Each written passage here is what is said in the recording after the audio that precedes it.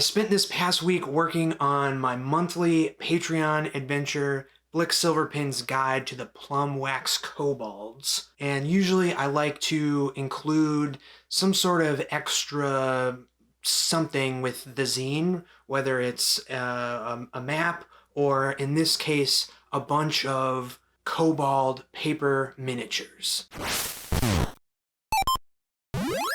So I spent a bunch of time putting together these miniatures, and I thought this would be a good excuse to make a video kind of summarizing my process for how I approach making paper miniatures for my tabletop D&D game. And maybe going over this process will inspire you to create your own paper miniatures. So I like to spend my time actually illustrating the miniatures instead of spending all of my time printing and cutting and assembling. I want that part to be as simple and as easy as possible. So that means no crazy tools, no fancy cutting, only straight lines, really simple, really easy. So I start everything off in Adobe Illustrator, just a nice program to make a basic template in. You can totally do this by hand on a sheet of paper with a ruler, but it's also really easy on the computer, just making some simple boxes. So I'm going to throw up the dimensions on the screen here in case you want to replicate this. And all this template really is you cut out the outside sort of rectangle and then fold on the inside horizontal lines. So it kind of folds in on itself. I don't know, if that doesn't make sense, you'll get a really clear idea of how it works as we go through the video. Okay, like I said, the most time-consuming part of creating these miniatures is actually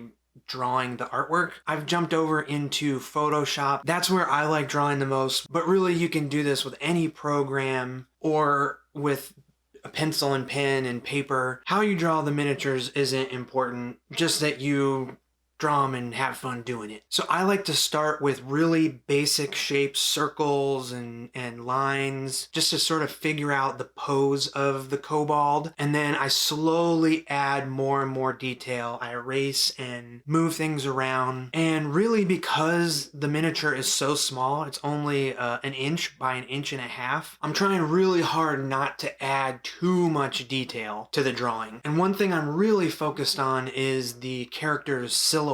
My approach is to not have their limbs and accessories overlapping too much. The idea is you want the shape, the entire outer shape of the character to be interesting and sort of recognizable, just because that goes a long way to help you identify what you're looking at, especially when it's this small of a scale. Okay, that's kind of a complicated idea, so I'm definitely gonna do a more in-depth video about how I approach drawing characters in the future. So definitely subscribe to the channel so you can see that video later. All right, now it's time to add some color. So I have a pre-made Photoshop palette that I put together with some of my favorite colors, and really I'm just doing this coloring book style where I'm just filling in different areas with solid color. Again, because these miniatures are so small, adding in shading doesn't really help a whole lot. It's more about having the colors contrast against each other so certain things pop and are more readable. So once all the drawing's done, I save out each individual miniature and I'm jumping back into Illustrator to lay them out into the template. Now, I'm not spending any time drawing the backs of the characters, so I'm just flipping the drawing kind of on its head, so when the miniature folds down, there's artwork on both sides. So once you have all the miniatures in the templates, it's time to print. Now, I'm printing on just some simple white cardstock paper. The thing is, you want the paper to be thick enough that your miniature is sturdy, but not too thick that it becomes difficult to fold. And now, as I'm watching these miniatures come out of the printer, I just gotta say that I'm stinking proud of these things. And indulge me here for a minute. These miniatures are just a bonus, an extra on this month's reward for my patrons. You'll get 29 in total because there's some duplicates in there. Plus, you get the actual reward, which is the adventure, Plum Wax Kobold's adventure. So that's like a 20-room dungeon with a bunch of extra random encounters and a whole story and stuff that all of these miniatures are for. Basically, I'm just really proud of it. And I think this month, especially October 2021, you're going to get a lot of bang for your buck. So there's a link down to the Patreon in the description.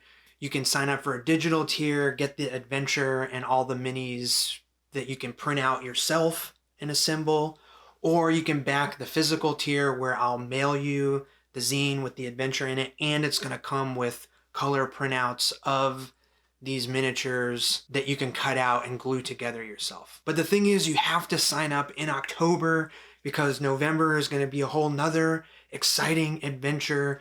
And yeah, don't miss out. If this is cool, definitely sign up. Thank you so much for indulging this little advertisement. All right. Let's talk about how to assemble these paper miniatures. Like I said, it's super easy. All you need is some glue, like a glue stick, and really some scissors. But I'm using a hobby knife and a metal ruler just to make things a little bit easier on myself. So the first step is to cut out all of the miniatures. So I've printed them out on 8.5 by 11 sheets of paper, and we gotta get them to be individual minis. So I'm using this metal ruler that has a layer of cork on the bottom, and this is really helpful for using an X-Acto knife or a hobby knife to cut stuff out, because the cork holds the ruler steady on the paper and it kind of holds the paper nice and flat while you cut along a metal edge, not a plastic or wooden edge that's easy to mess up with the hobby knife. So yeah, it's a super simple cut, just straight cutting this outside box that has all of the miniature parts in it, I guess.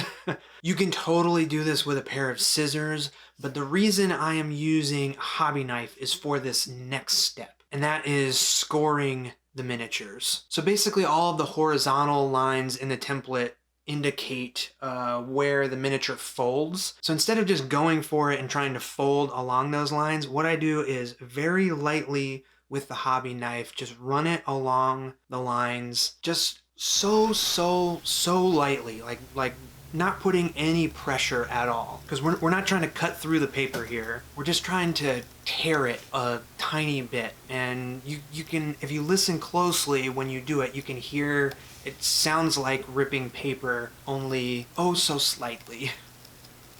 And just one pull across each line, no pressure. That's all it takes to help with the folding part of the process, which is the next step. So I like to do this before gluing, just because when there's glue all over the miniatures and you're trying to fold it, it makes it a little more difficult. So going ahead and making the folds on the miniature just makes it easier in the long run. And hopefully now you can see how this weird long strip of paper with lines through it is going to fold down into a miniature that works and actually stands up on its own. Once all the miniatures are folded up, now it's time for the final step, and that is to glue them together. So I'm just grabbing a scrap sheet of paper to lay down so I don't get glue everywhere. So I just flip the miniature over and put glue all along the non-artwork side, the back of the miniature. And I want these things to really stick together, so I'm going kind of crazy with it, just glue sticking all over the place. Honestly, if you want the best, absolute best, longest lasting glue that's meant for sticking pieces of paper together, get some rubber cement. I just ran out, and so I'm using glue stick, but it works the same way. Just cover the back of the miniature. With rubber cement, you want to let it dry completely and then stick it together. With the glue stick, I find it is a little bit easier if you let it dry a little bit. So, glue up the back of all the miniatures and then go back to the beginning and start sticking them together. Spend a little bit of time, be patient when sticking the miniatures together.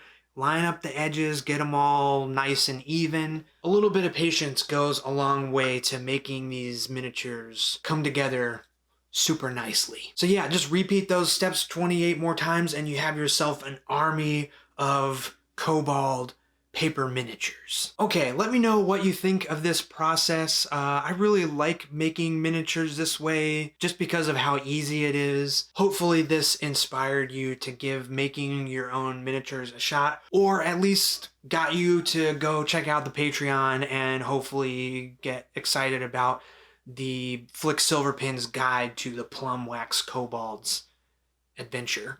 That's a mouthful. All right, let me know what you think down in the comments below. If you end up making your own miniatures, hit me up on social media because I love seeing what you all make. Thank you so much for watching, and I'll see you in the next one.